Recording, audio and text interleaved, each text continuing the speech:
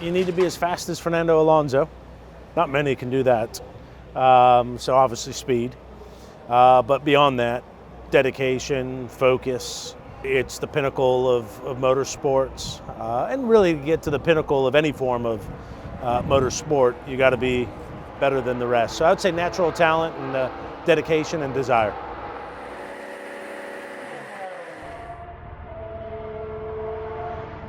Well, I think ultimately both. But raw speed, you can teach some racecraft.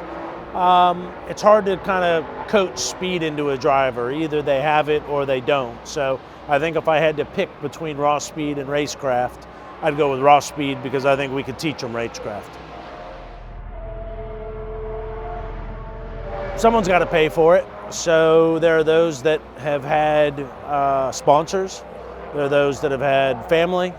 And then there's been some that have made it without sponsors because the team or someone else came up with the money. But at the end of the day, unlike other sports, it costs a substantial amount of money, and that needs to come from somewhere.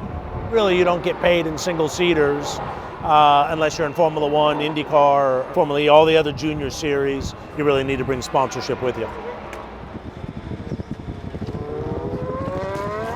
I think it's as hard to find sponsors as it is to win races. It's just a different, I think, same approach. But, really what you need to do is understand what the sponsor wants.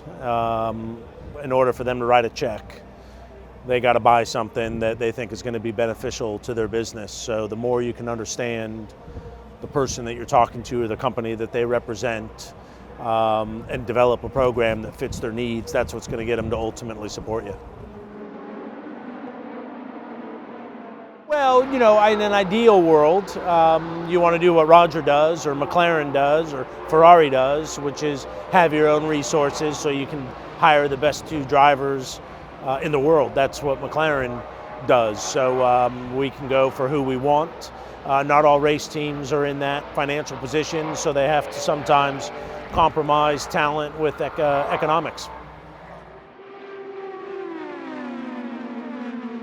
I think esports is now going to be the grassroots form of motor racing. Simulation is a good, inexpensive way relative to other forms of motor racing to look at some driver talent. But karting, if you're starting young, that's the right place to start. And then Formula 4, and then there's different sorts of formulas in that range. Formula 3, Formula 2, Formula 1 is the FIA progression, but along the ways you've got Renault V8 and different other types of single-seater. But now you see someone like Brendan Hartley who came in through prototype racing, so you don't have to go up through single-seaters, but as the most normal progression. Lando Norris, our reserve driver, who's just 18 years old. We scouted him right before he entered into Formula 3. So we definitely have different people on our race team paying attention to the junior formulas. We don't get them too young. We want to see how they develop.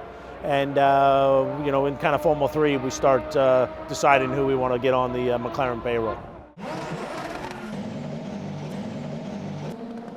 I think you can demonstrate your talent in not a great car. Fernando did in a Minardi. Sebastian Vettel did in a Toro Rosso, which at the time wasn't very competitive.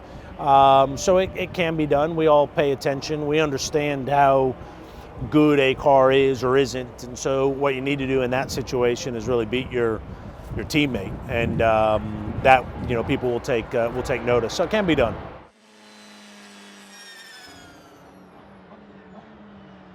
Yeah, I bet there's a lot of drivers over the years that have been missed because they either weren't in equipment that enabled them to show their talent, or they didn't have enough resources. So motor racing is unique in that you need the equipment to be able to demonstrate your talent. Unfortunately, I bet we've missed many talents that just never got a chance to show themselves. All these racing series have a lot of paid drivers. Formula 1 is where you make your biggest living if you get it right. It's the biggest payday. I don't think at the end of the day that's why Formula One drivers compete in Formula One is for the money. I think they want to race in Formula One, but IndyCar, Formula E, that whole grid is filled with salaried drivers, NASCAR, sports car racing, drag racing. So there's lots of opportunity to make a good living in driving race cars.